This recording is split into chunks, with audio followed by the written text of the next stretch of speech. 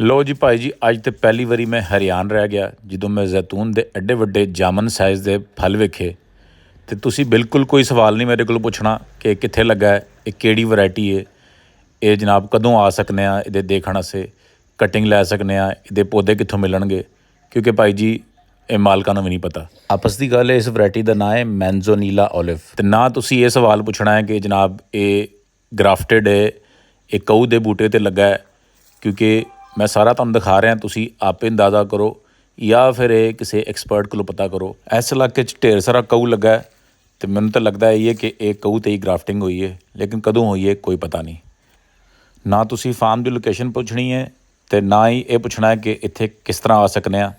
ਬਹਰਹਾਲ ਸਾਡਾ ਜਨਾਬ ਕਊ ਦਾ ਮਿਸ਼ਨ 'ਤੇ ਲੱਗ ਰਿਹਾ ਕਿ ਠੀਕ ਹੈ, ਕਿਉਂਕਿ ਕਊ 'ਤੇ ਅਗਰ ਇਸ ਤਰ੍ਹਾਂ ਦੇ ਬੂਟੇ ਦੀ ਗ੍ਰਾਫਟਿੰਗ ਹੋ ਜਾਏ ਤਾਂ ਫਿਰ ਬੱਲੇ ਹੀ ਬੱਲੇ।